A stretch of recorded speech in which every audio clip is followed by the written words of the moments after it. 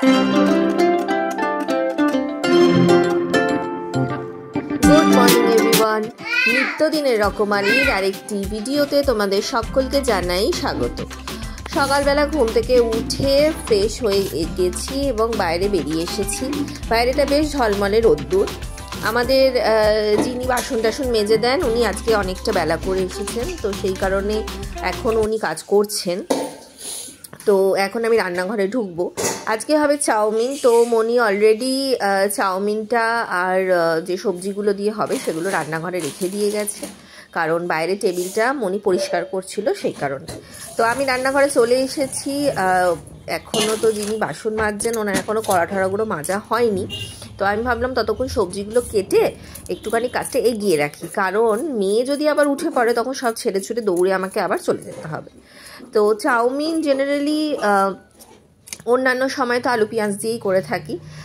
শীতকাল এলে মোটামুটি গাজর, বিনস, তারপরে ফুলকপি, বাঁধাকপি, অনেক কিছু জিনিস দিয়ে চাউমিন করে থাকি। চাউমিন কেন, অনেক কিছুই আমরা শীতকালে বিভিন্ন সবজি পাওয়া যায় বলে বেশ নানান রকমের রান্নাও করা যায়। যারা আমার মতো খাদ্য প্রিয় আর কি, তাদের শীতকালটা কিন্তু এই কারণে একটা বেশ ফেভারিট লাগে যে অনেক কিছু পাওয়া যায়, অনেক রকমের রান্না করা যায়।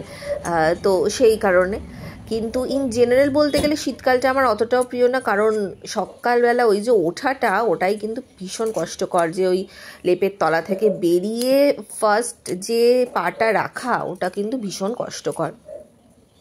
একটা টাইমে যখন আমি অফিস যেতাম তখন ওই সকাল 7টার সময় ঘুম থেকে উঠে স্নান করে 8:30টার মধ্যে কিন্তু বেরিয়ে যেতাম। মানে এক একদিন এমনও হতো যে আমি বেরিয়েছি আর বাইরেটা পুরো একদম ধোঁয়া গেছে, এরকমও হয়েছে আমার। তো এখন যেহেতু লাইফটা একদম অন্য রকম হয়ে গেছে, তাই সামটাইম ওই অফিস ডেজগুলো ভেবেও কিন্তু আমার বেশ অবাক লাগে যে তখন কীভাবে আমি 7টায় উঠতাম, চান করতাম, তারপরে তোমার নিজের টিফিনটা রেডি করে বেরোতাম।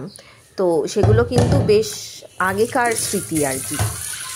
তো যাই হোক, এখনও তো বাসন মাজা হয়ে আসেনি। তো রান্নাঘরে অলরেডি আমাদের আরেকটা কড়া ছিল, সেটাতে আমি জলটা গরম করতে বসিয়ে দিচ্ছি।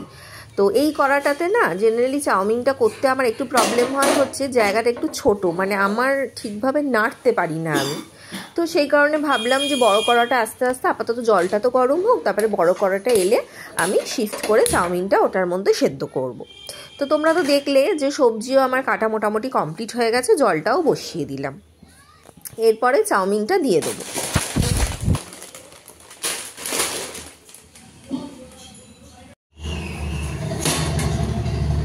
তোমাদের সাথে গল্প করতে করতেই বাসন টাসনগুলো সব ধুয়ে চলে এসেছে। চলো তাড়াতাড়ি করে বাসনগুলো একটু গুছিয়ে নিই, না হলে রান্না করতে আমার কিন্তু খুব প্রবলেম হয়।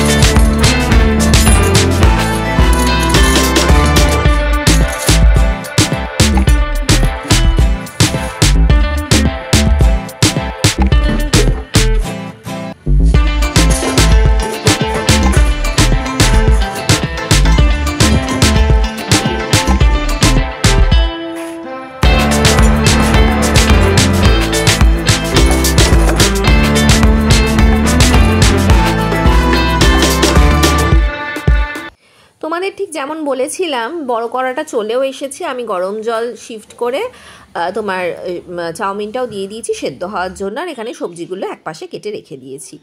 গলা শুনেই বুঝতে পারছো গলার অবস্থা কিন্তু প্রচণ্ড খারাপ। সকালবেলা উঠে যেন আরও মনে হয় গলাটা একদম চোকড হয়ে আছে। তো আমি এরকম আমার প্রবলেম হলে তোমার একটু গরম জল, 1 কাপ গরম জল করে তার মধ্যে বেশ কিছুটা আদা আমি দিয়ে দিই।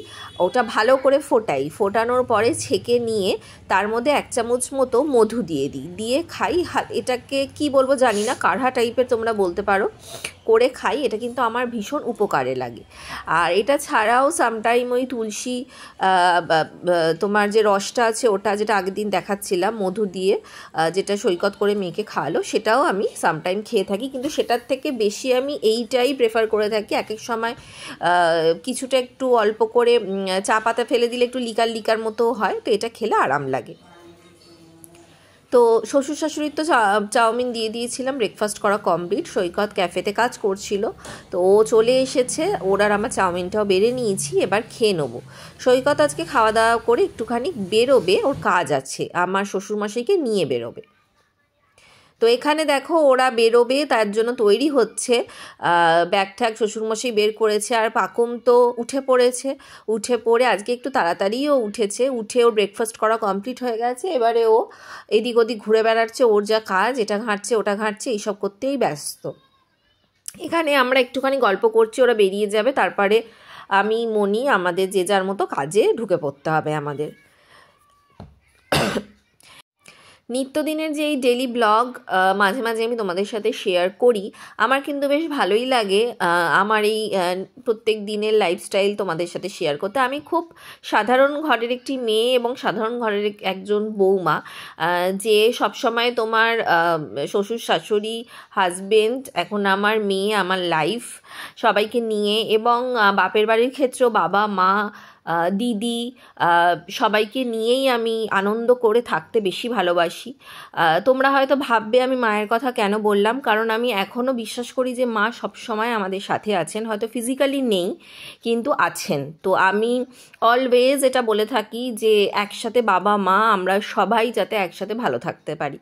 তো সৈকতরা তো বেরিয়ে যাচ্ছে, আমি একটু পাকুমকে নিয়ে ছাদে এলাম। ছাদে এই মাদুরটা পেতে রাখলে কি হয়, পাকুম এসে একটু বসতে পারে, আর ওর তো গড়াগড়ি করা অভ্যেস তোমরা জানো। তোমাদের আগে দেখিয়েছিলাম আমার শাশুড়ি মায়ের গাছের খুব শখ, তো উনি এই বড় টাপটার মধ্যে বেগুন গাছ বসিয়েছেন আর তোমার পালং শাক বসিয়েছেন। তো সেগুলো আস্তে আস্তে বেড়ে উঠছে, আরও যখন ভালোভাবে হবে সেগুলো ডেফিনেটলি তোমাদেরকে দেখাবো। দেখো বলা নয়, উনি এসে শুয়ে পড়েছেন, এখন গড়াগড়ি খাচ্ছেন। এখন একটু কোয়ালিটি টাইম উনি স্পেন্ড করবেন, তারপর উনি নিচে যাবেন, খাবেন, এখন ওনার অনেক কাজ।